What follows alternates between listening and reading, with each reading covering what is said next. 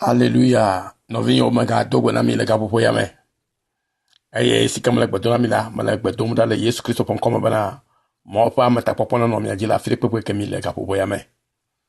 Mo pa mata popo ma voma siko pa mata popo katata. Na nyi mi apogo mo popo lega popo yame le Yesu Kristo pon koma. Alebe ayi siko mi acho ano ase egbepe nya sia. Sikenye gbese pe nya nyu bana tamo a wodo le mi ape agbeme ne wa de vinamike de ma dogba da ba wodo lama sike ye le chakachaka fifia ma dogba da bana ma wona na ba wo chakachaka o kata na ba ida afirika ala ba manya wo ya la chakao manya wo dola nyonu ma la chakao bale kukuba manya wo la chakao ta tunu chakachaka bana ne jole bo la bana Yesu ba bana ye fa musele jiota ma chakao ta futo adibe a chakao vile bana na vo eye na bo bana a Yesu amale ya Yesu ale kere ke do de un kifi fila ko na bola ke maula won kun le pa gbomada le Yesu pon come ma wona iro sia eye na pon ke kia le pa jidu pa ya iro kata la banke ke sianke ko si wala o ire o ye ho awe nyu e o ire e baba nyu e ye ire e ta gba kura pan keke yala ani afan keke garo no aye na dogula na akpo jobonyi na je yo mele o mo katanji le Yesu Kristo pon come aye bana afisa atola ma pa unse no ji o ne na o unse ma pa unse ko ya do wana futo ple yo matila o yo akala la le Yesu pon come mega vo ne be do anwule ma unti kwa Vomo la gale o le Yesu pon come ta mi aiji ga popo yame be mi ano vinyo mi gale toji le nyanyu si asegbe ga popo yame ma wona no kulemi ne mi a se ne mi a cho mi ato le me ele vie na mi ba gbesi agbola mi ano dunu boko mo ndudu manya ntila to de ko boko mo ndudu ma da pe be le toji la se ya ofifi ai do de ma un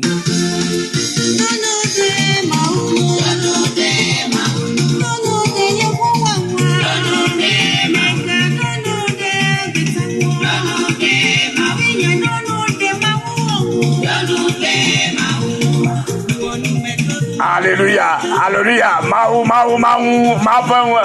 mi adondo. Mi ape mi dada madame habito. Yele nya sa kola mi ga popo ya me. Bena lo baba to ya mo ponele. Isi como se sono la ya la polo ya mesiko lo nya te fala ya gogo. Mi ya bana yo ale ka ko enye mi ape lo baba to ata yemu mi alongo blibo mi madora megbeto unwo la bibla gwa bana magbeto undonu a ye Yehowa magbeto fa undonu la ye Yehowa zeba nebe do ndengula mu mele gbo gbo gbere o ata undonu Yehowa ti ale bevere na yakle o abe Kristo to ele Alléluia. La metolo gwana megavo. Ebe todo wa Yehowa tikula megavo lo. La ba America megale o bela una u Yehowa o ma u sikema o. Ye ma o ye wu la do ndo. Eye ya volu le amanuvei. Eya kono le ohoyi. Eya kota le amatakoyi. Eya wapano le abaoyi. Eye alujino le ejidudu yi. Eye wa volu la amanuvei. Eye wa ila le ila yi. La ba Lucian fa kameli. Le eyate ta be gavo. Mane kuko be gavo o to aka mo linao. Ba Lucian la kwe. Le Yesu fa come. Ala kwa no binya. Yata be gavo. Ma gbolo ba ala kwe. Ala bana menya bala le koge. Ma o ja twe no. Esika do ngulon ti kwa. Elle choque na lo. Alléluia. Ma ofanya. Et ata jwana na to confie le ko na Yesu. Me ga confie le ko na megbeto. Ala ba megbeto la ba to po.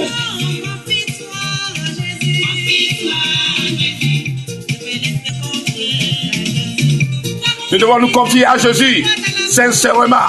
avec notre cœur. Alléluia. Elle a bien accueilli à ton demi. Alléluia.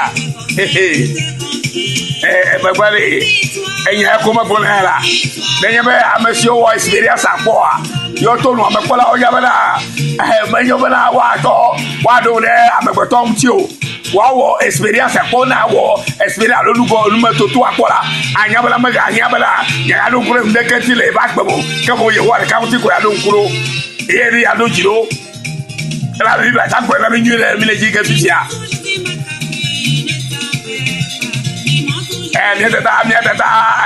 Ni habito si oye ka como je fa ola o to afi habito la bana denya ni so mo to ka gbe yo ga le fi ma edo experience edo nu me kukunto ma wire ma fa si se leji la bana edo ne wa ti play jiblibo ma ona ilo sa sister. Oh, Maoneiro, sister, habito, Maoneiro, bravo, we have a concept, a correlation. And the Maudimano, the Catema, yet I believe I got on the doggy. Hallelujah, Macafui, hallelujah. Wọ́n kọ́ agbẹ̀bẹ̀ máa ká fún yẹn lọ́la ká fún màá ń yàtọ̀ fọlá ẹ̀làbẹ̀là ẹ̀yà ẹ̀fẹ̀ pẹ̀pẹ̀mẹ̀ ẹ̀yẹ fásitì kọ̀kọ̀ nìyẹn máa nọ bí àná nọ bí yòó pọ̀tí ọ̀ kàtà ẹ̀ máa nọ bí yòó bẹ̀yọ̀ bí bẹ́ẹ̀ dálé nyàdó lé yòó àti lò yòó àti wúmẹ̀ ń dodo la yéé nyẹ ẹnu akátá lò mẹ̀kàdó lé nu léketí o na àtọ́ dókúrẹ́ Yéṣu Kristo wa alakọ́ fòfò la. Amo la va glory nuncio, nous la va glory fa. Qualo la glory. No mari va to glory ka Yesu ma glory o. Do bien, alenya sema. Do le Yesu tiko. Ye ko la kona ola. Ebe. Ko la me va bala ye wa go chola banana mela. Alléluia. Nenema e sister.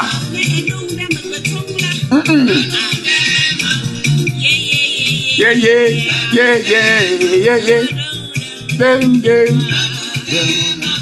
Don't that maunu of ye.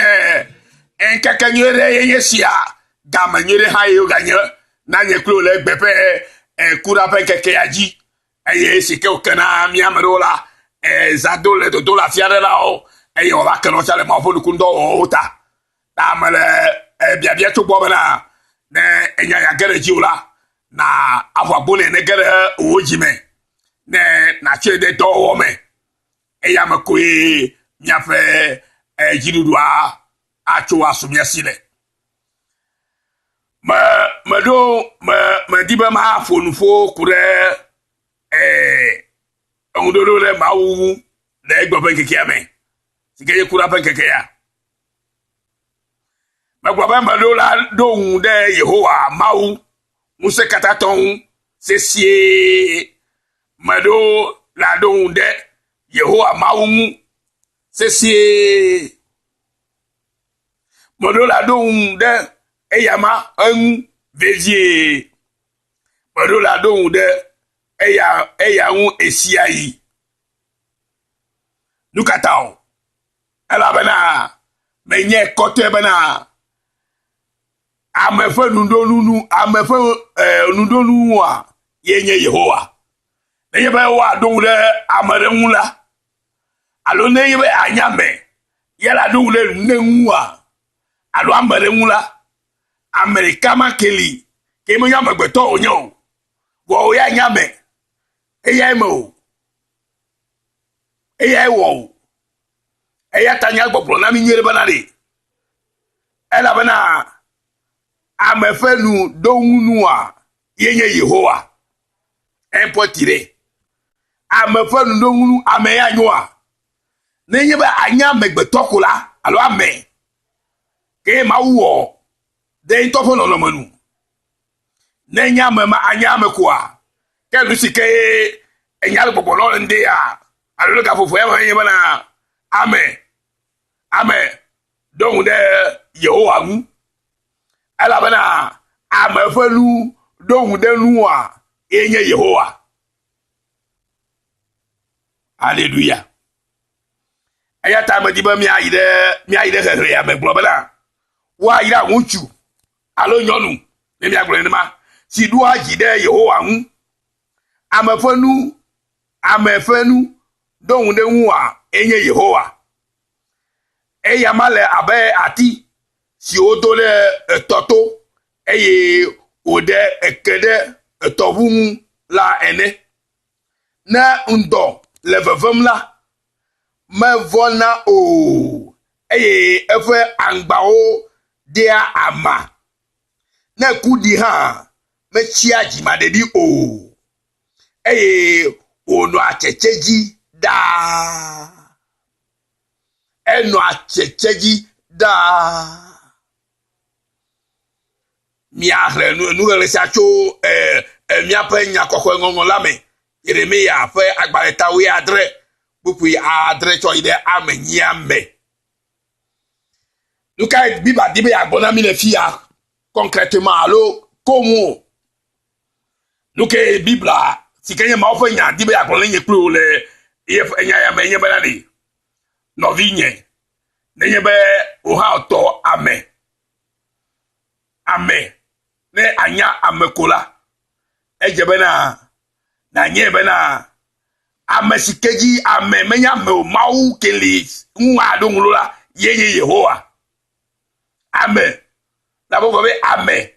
si la gbe yo aba me ame fenu do hunua ame fenu do hundenu a enye Yehowa amegbeto de pepe fe ehudonu de nuwa yeye Yehowa ne on to atok lele e frechi me alo gbebubo hala on to ala po la fi manyire benade bible gbogbo na ye pro benere ame sikene nyea ame sikeme nyela efe enu kenwu ma don do ele nya gbebli bo akata me nye Yehowa de kako evo ela be me gblengire bela ma don de Yehowa mawu sesie da ma globa ma don de Yehowa mawu vezie ma don le Yehowa hu esiai menye de omoko menye ga kemeye enu o chakana mo o vole de pepe me do la don de Yehowa hu ela be ame sikemenye ame sike o ha ne nyela Bible gbebe amefe undo unu a yenye Yehowa la 1 point tire ekpara fima ela bana nye be o enyame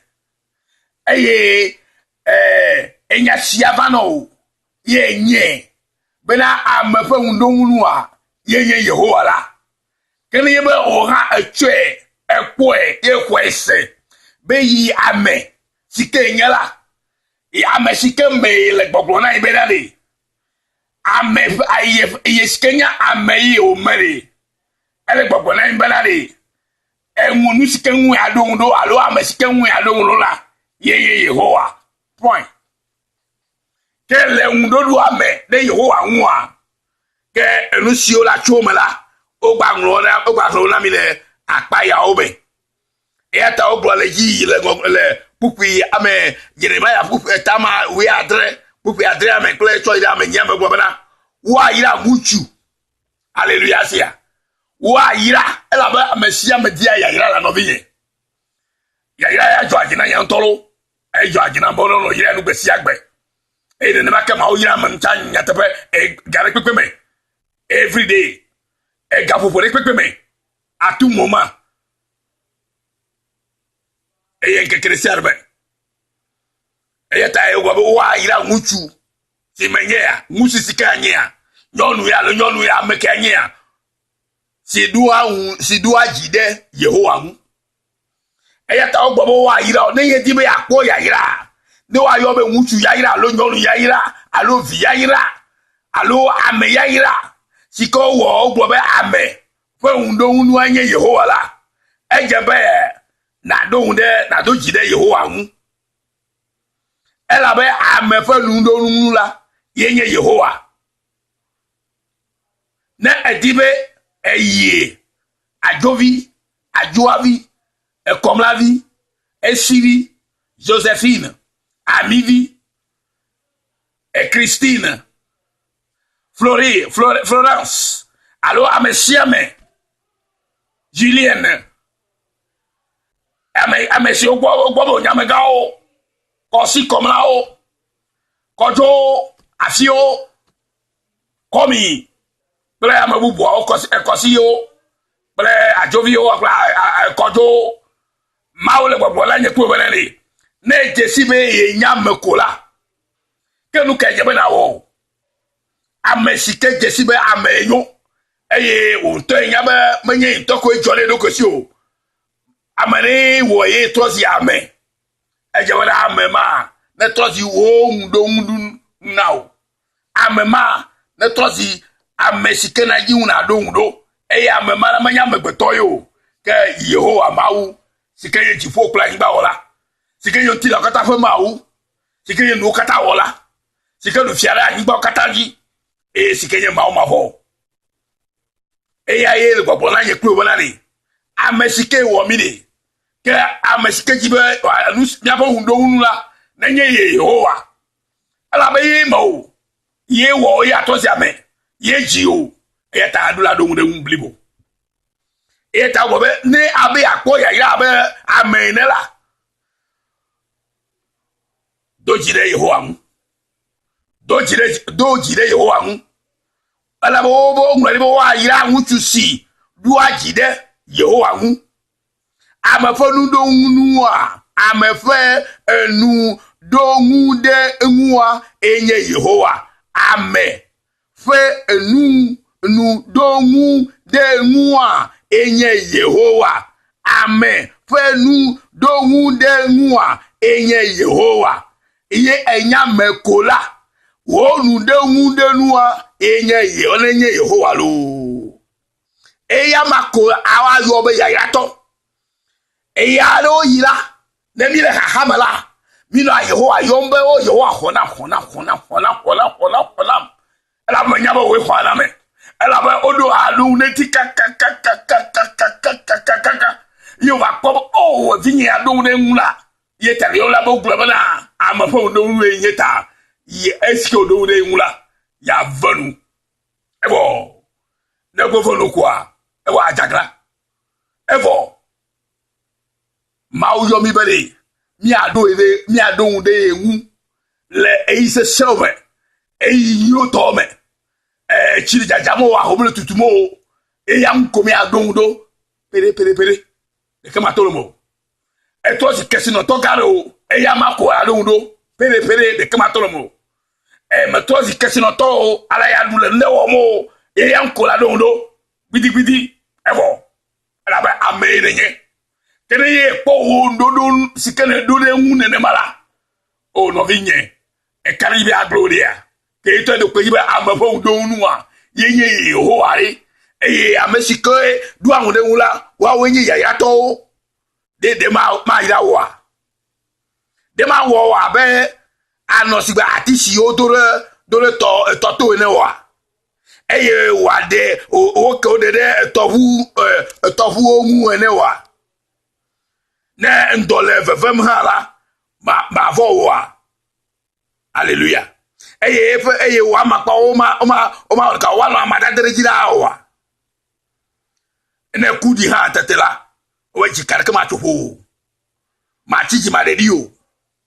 eye wana wa ano checheji da eya enye kromido lanya bena amesiokata adu ahunde Yehowa hu sikenye be hu adu hundola hallelujah amemo trozi ya yato le nu yo kokome bena mi trozi yato le sikemi du ahunde Yehowa tita eyata amegbeto sikemi nyala mi ano sigbe ati sike o toro toto ene le undodo de Yehowa antita alebena nenyebe ndokutu le bubu kali hala mi ma vo ala bana mi apekela edo to ame edo agbechi ame e do agbevu do ame e agbevu agbeche le nyim le meme e ya tia wa no mumu de gbesi agbe e ji kamaga chofo ala be amesike kwa numo gbola yenye Yehowa yi la po egbona o le sike lohun re muta benya be ne be atisio la nyigbaji la ko do la nyigba kataji ane atio la nyigbaji na nyigba le vuvu la atio ja atio jika to toto bele me nyigba le staboa atio nyamala yo fa kedala nyigba me eye o le stabo ha bela watomo anye watomo no agbe ne me dokuso fefe ha la wa fa ke bale anyigba mako eyo ma gbo be ke dokuso fefe ta wa dogola anyigba mo no vinye mane kuku de no bena na senu yo gome egbe ya alebena na to ohun dodo kata adare Yehowa mauji ela be mau Yehowa ye kwenye amegbeto fe ndonu e iti komi adondo e nyala gbre na nyere bene do de ntine ne mala atro sisigba atisi odolo to futo ene ne ndole fefem la o ma vona ne ko o nenye be wan pa ola wan nka wa dama darim ne kure di ha ma chi ji ma de di o wa ano checheji da o afusan checheji da aga trosi wa ka no jando leji la bana dokere Yesu Kristo me ma gavo da no vi yo me di be ma tonya si o me ye ma akhonu ne na senu yo gome le mau sosora va tombe bena mau fo ya yasike over ngbodola na no mi okataji wa ira mesi Jacob fe maula nye kona me na amesi fe omopopo le Yehowa e fe maula ji na le salmo fa gbale etalo fa de kabla ne voa de pupi atola la ko la fima ya tara to on ko la fima be wa ira amesi e komi fe maula nye honame na amesi fe mopopo le Yehowa e fe maula ji hallelujah wa ira amesi Yesu nyo fe maula nye honame na amesi mopopo le Yehowa e fe maula ji wa ira amesi Yesu nyo fe maula nye honame na amesi mopopo le Yehowa e fe maula ji Salomo fa gbale alofali kablan vo adekuku ya ma tombe ene ide Salomo fa gbale tagban kuku ameto han la ela ga po e ma ola bobe amomo si odo won de ho la o le si batisi odo le to futo ere e ya ma fam para ena madem da no kuchecheji da ne kudi ha ya mo sanfu ne be ejobi bi ha mo sanfu ela bana ye fe amesike nyama wuti odo la ela onka ela dentiva kporo bana ejobi bi va la ma biatia o enye amema podo ko ne ma ba gbebe na ye trozi amesike yenye do amude Yehowa hu sike bi ba bana amefe enu do hu a enye Yehowa amefe enu do hu de hu a enye Yehowa amefe enu do hu de hu a enye Yehowa amesike jebe wa do hu ne hu la yenye Yehowa nyama bi ba gbo bi agbola mi ma ta ni be adu hu de Yehowa ti ne ma le eyide pepe me enu le jijo na o do de Yehowa hu enu me le jijo na o do de Yehowa hu me ga nya me sika Yehowa ira vo alo pere ti o boyo ha pon de ko a e wo e ja gra Yehowa ti agbo be opala ya do de fe ka onti ya do de fe nu ya onti ya do de ya ko ekementi a o ma yi ne ma o no vi me de kuku na o ma yi na ne ma o lo me de kuku la bana maula ele mi akpom enyame si omi nyene magbulo shabayi ta no vi Yohana ngesi barale amera de odu ahun de Yehowa le kan Yehowa e pona ita e ofri na ita e bible agbera yin pe ole nde ya bena wa ira muchu si do aji de Yehowa hu amafanu donde mua enye Yehowa eya male abe atisi odore toto eye ode ekede tohu mula ene ne ndole vevemla me vona o eye efe angbaola dia ama ne kudi ha me chiaji madedi o eye ono achecheji da ovie megana be oji na bleula ke donde ho antiblibo mi a Kristo tori mi siketa yo mbe Kristo tori ya me mi do awunde ho antiblibo yo enye mi afa undo hunu yimi enwumi do awundo ya okata yi le isese mo pe yinyome de ga popo me le ga ma popo me la u ma po awudo to me pla u ma po do me le isese mo pe isiko nyo nye yi bobo me le kuri ni ngoli le chi jangoli hallelujah le yi okata me oyombe mi adon de yo amti modu awundo yo anti be nnyoni e nyolo bokwa lo to pon de wo bokwa e bo e cho do abale undo le wo do anti abale undo le wo ga anti no vinye mega ine ma wane ne mo no ane ne mo so bo me ya ne no me de kukuba ma wo yo be na cho kafukafu na e ta do la no do kuren e si yi me de kukuba na wo ga nga to si ma wo na o ne maka wo do wa ma ga to si ma wo na o na ngobe ma wo sike hu alo ndo amesike do de wa wala ye cho ma wo e cho ai dare ko gbele funu no kata me ma wo plare pata ela bana galamola amefeji la alapato onye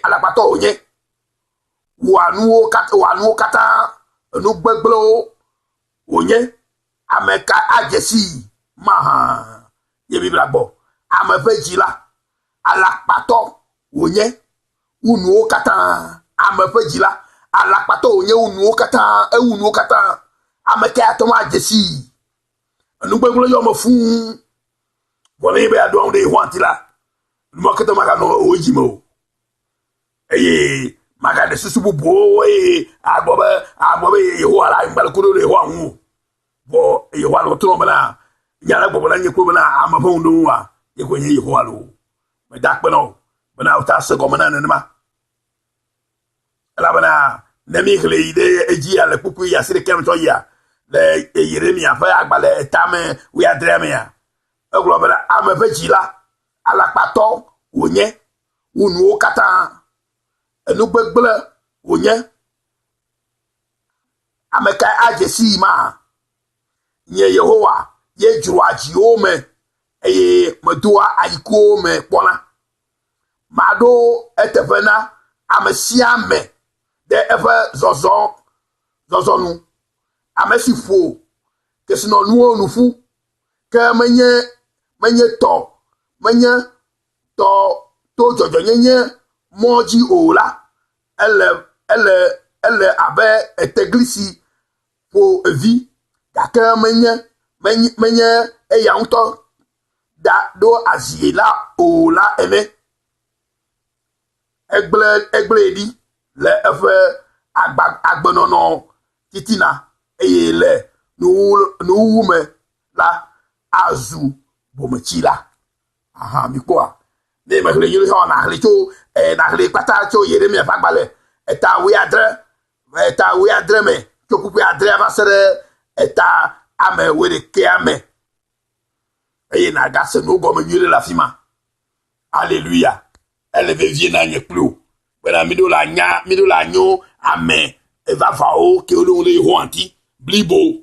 mi ma cho mi ape amenyenye adokure mi adokure unti alokure american ti o amen adon la mon la o ke bu mo popo la bana ya la blo fa so yo la tomblo e to we aglori ko be ho ma gbe mi di o ya no pe mi da to ma fo ide ba fo me ta je we mi adon de ho antiblibo no vi yo ne mi apo ye fe edomanyinu sike yo sare na mi ke o me mi ba ngbeji bana me sia na kweto ne mi to kafkafu ne yama mau ira mi to kafkafu ne me ira mi atosi mau na mi alko me ira mi be mi atosi mau na mi alko e ira mi bara mi to kafkafu ne mi ajesi yama be nye mi afa mau sika mi dondo e yo pere mi anti e yo khora mi e yo va mi anu bara mi o egbe ya mi to nunu e mi to no afire o mi agobe ya azoko ta ma di na don ku Yehowa le yo katabe ne na don wure umblibo me ga ngobe o gato mauna de ko gato a fait sur le tuto mauna de ko e me gato a manyanya to mauna de ko e ma ma ko ji to nti o la bana e je ba mi ado vénéré ma o sika wo mi ya to bubu nai ma o sika wo mi la ba ye la mi pa gbelete ye la mi le gbogbo ba la ma seme e ya ta mi ado ku nya to mo ko ko do ya ma un blibo le nu sia no wo me nya bia gbe ya ma afia no no wom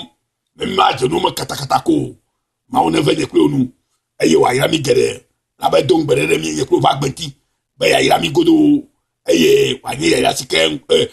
eduko kata gbo be wa pa bobo la na o nya ba nukunu do ye wa wona na e via o le ye fe nukunu e fe nusi o pe ngbe do lo va gbenti na ta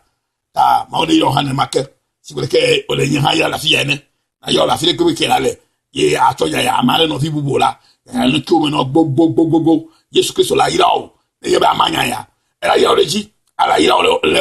o apome ala ira o do dome aya o dome aya o vio vagba ya ra kare vio vagba ji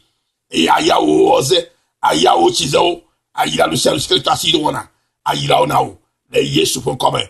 aya vio wa inko do vonu wona o me do so krome wa ponu awo e wa to kafkafu na mawu mo di benu sel kemi no ola mi to kafkafu ne ya ta no vie na dogondi ayi adogbera na gbo apema nu ti kono ala da ko na mawu e kure ke gba bodidi e na takoda ne da la ba yekole nu sia nu wole ne ba gbeme Yesu Kristo bon come ma on no premisia ke mi no vi Yesu nwa ke o ya be o iram ma olulula ye ga to enya yo so lami ke ye ga nya fu ya fu ajidula ha to Kristo Yesu me